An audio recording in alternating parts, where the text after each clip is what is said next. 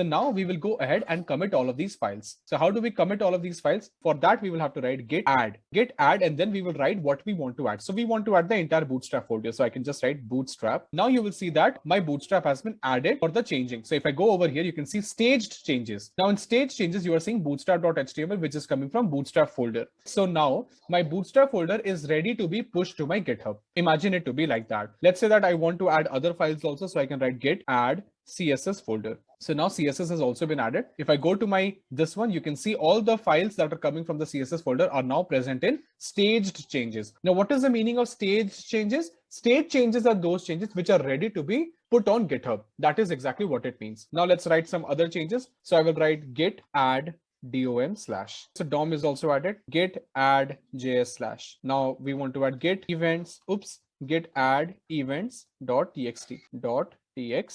This is also added. Now I will just add the last file, that is the text.js file, test.js file. So now all of my files are now ready to be added to my Git. So all the files that you're seeing over here that are staged changes, these files are ready to be committed. So the state changes basically means that these files are ready to create a new version of our code base. So now that we have created, or should I say that have added all the important files to create a new version, then I will create a commit. So for that, I will write git and I will write commit. Like I said, commit is used in order to create a new version of the code. So I will write -m. -m basically specifies that we can write a commit message. Then in double quotes, I will write some commit message. Let's say initial commit. So this is my commit message. Now if I press enter, you will see that there's a big number, or should I say there's a big message that is coming over here. This is basically saying that a commit has been made. Now you will see that green color which was coming over here, it has disappeared. And if I go over here, none of the changes are coming over here. This is basically coming because that all of my changes are now committed. And now there are no differences between the previous committed version and the current version of the code. That is the reason why we are not seeing any green color or blue color or red color changes. So green color basically means that we are trying to add a new file which was not present.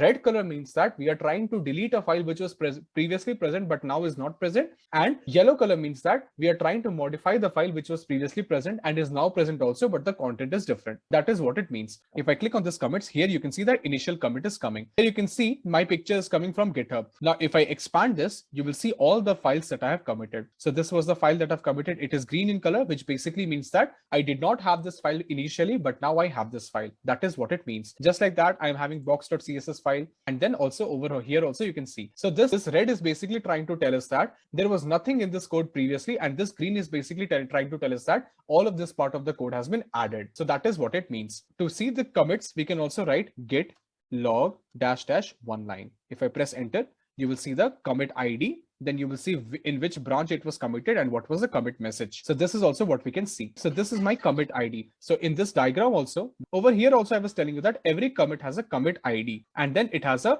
what was done in this commit, and then a commit message as well. Over here, if we go, then every commit has a commit ID, like I said you. So over here you can see the commit ID as 639FD50. It's the same ID which is what you're seeing over here as well. Okay, apart from that, here we are getting a list of all the files that were changed, and here we are seeing what was the commit message. So all of these things are a part of commit. Now let's say that we want to push this code into GitHub. Okay, so to do that, we will follow the GitHub's instructions. So we will go to GitHub and then we will write this part of the code. So we have already created our commit using this line only. So we will not write this line one more time. We will write this one. We will copy this and paste it over here.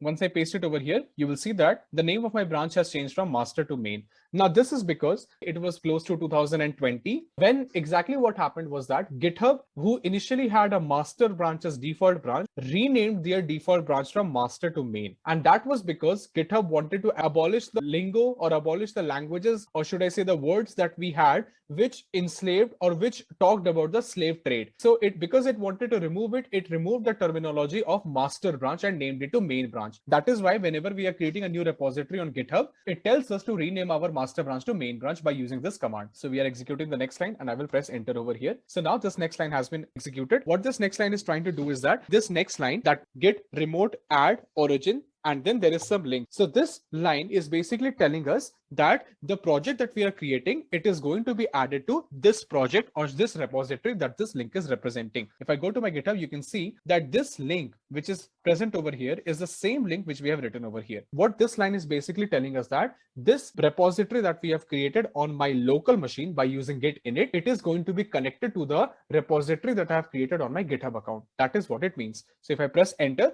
now that origin has been added to my system. Now I just need to push it. So I will go over here and I will copy this line and I will paste it over here. So you can see this command as git push -u origin main. So what this is going to do is that this is basically going to put all of my code which is currently present on my system and is not present on GitHub to GitHub as well. So my code will go from my computer and it will go to GitHub. So if I press enter, you will see some log of uploading files. So waiting for it, and you can see the file has now been uploaded. So if I go over here and now if I refresh this page, you can see the same folder structure has come to GitHub. So my file has been pushed to GitHub. My changes have been pushed to GitHub. So the phenomenon of moving files from your local system to GitHub or to any other version control system like Azure DevOps, Bitbucket, and Mercurial or GitLab or things like that, then this phenomenon is called pushing, and it is done by using the command of git push.